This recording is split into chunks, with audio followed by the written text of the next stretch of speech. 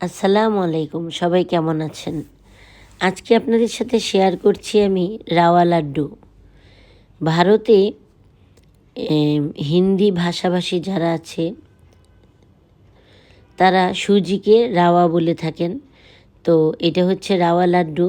তো তাহলে বুঝতে হবে যে এটা একটা ইন্ডিয়ান রেসিপি। প্রথমেই কিছু সুজি ফ্রাই প্যানে নিয়ে টেলে নিব। টেলে এটাতে 1 চামচ পরিমাণ ঘি দিয়ে দিব। ঘি দিয়ে আবারও এটাকে ভালো করে ভেজে নিব। একেবারে কালার চেঞ্জ করা যাবে না, পুরাপুরি হালকা বাদামি হলেই হলো। তারপরে দিয়ে দেব আন্দাজ মতো নারকেল। এই রেসিপিটা আমার নিজের না, এটা আমি ফলো করে বানাচ্ছি। আর এটার নিয়ম হচ্ছে সুজির 3 ভাগের 1 ভাগ নারকেল দিতে হয়। আমার নারকেলের পরিমাণটা একটু কম হয়ে গেছে, তারপরেও দিয়ে দিলাম। এখন দিয়ে দিলাম স্বাদ মতো চিনি। চিনিটা যে যেমন খান দিবেন। তো চিনি দিয়ে দিলাম। চিনি দেওয়ার পরে এখন এতে দিয়ে দিলাম কিছু কিশমিশ। কিশমিশ আমার খুবই পছন্দের একটা ড্রাই ফ্রুটস। তো কিশমিশ দিয়ে দিলাম। কিশমিশ দেওয়ার পরে এখানে আমি দিলাম গ্রেটেড কাজু বাদাম আর গ্রেটেড আলমন্ড। এটা আমার বোন পাঠিয়েছে।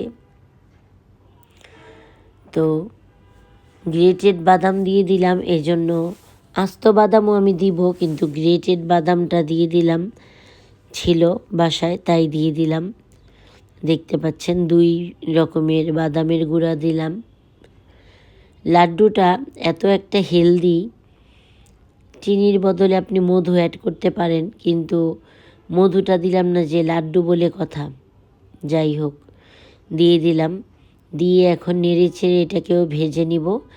আমি যখন ক্লাস 8-এ পড়ি তখন আমার মা আমাকে আমার জন্মদিনে একটা রেসিপি বই গিফট করেছিলেন। বইটার নাম আমার মনে নেই। আবার আরেকটু ঘি দিয়ে দিলাম।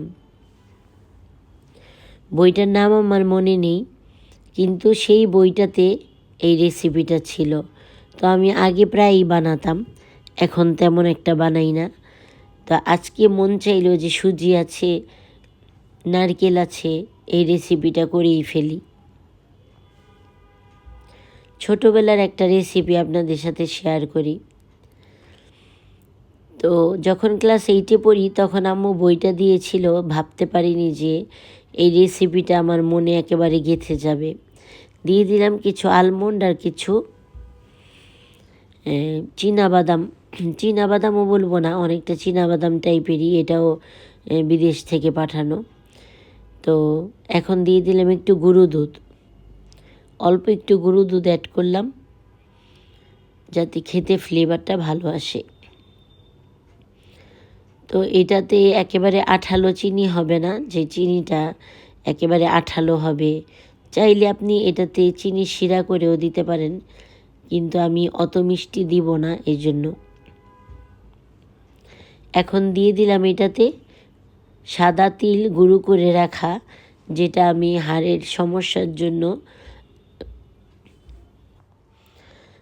মাঝে মাঝে গরুর দুধের সাথে আমি 1 চামচ পরিমাণ খেয়ে থাকি। সাদা তিল তেলে গুঁড়ো করা, সেটাও আমি দিয়ে দিলাম 1 চা চামচ পরিমাণ। এখন এতে দিয়ে দিব হলুদ রঙের ফুড কালার, যাতে একটু লাড্ডু লাড্ডু ভাব আসে। অবশ্যই বানিয়ে দেখবেন। আমি যেই জিনিসগুলোর কথা বললাম, যা যা ইনগ্রেডিয়েন্টস লাগে, সব কিছু বাসায় না থাকলেও অন্তত নারিকেল, ঘি, চিনি আর বাদাম বা কিশমিশ এগুলো দিয়ে বানিয়ে দেখবেন, এত মজা হয় লাড্ডুটা খেতে। তো এখানে আমানতার আমি বানিয়ে নিলাম। তো বানিয়ে নিলাম, এত লং ভিডিও দেওয়া যাবে না, তাই স্পিড বাড়িয়ে নিলাম। লাড্ডুগুলো সুন্দর মতো করে আমরা হাতে একটু পানি ভরিয়ে ভরিয়ে, কারণ গরম ছিল, গরম অবস্থায় এটা লাড্ডু বানাতে হয়, হাতে একটু পানি দিয়ে দিয়ে চেপে চেপে লাড্ডু আকারে বানিয়ে ফেললাম। এটা ঠান্ডা হতে হতে কিন্তু মোটামুটি একটু হার্ড হয়ে যায়, একটু শক্ত হয়ে যায়। তো এটা আপনি সংরক্ষণ করে খেতে পারেন, ফ্রিজে রাখা লাগবে না, এমনি সপ্তাহখানেক সংরক্ষণ করে খেতে পারবেন। আর সবই তো এটা এই রান্না করা, দেখতে পাচ্ছেন ভিতরটা কত ভালো হয়েছে। তো বানিয়ে খাবেন অবশ্যই, নিত্য নতুন জিনিস বাচ্চাদের বানিয়ে দিবেন, পরিবারের জন্য বানাবেন, নিজেরা খাবেন। আমি বাসায় যেটা বানাই সেটাই কিন্তু আপনাদের সাথে শেয়ার করি। তো আজকে এ পর্যন্তই, সবাই ভালো থাকবেন, আল্লাহ হাফেজ।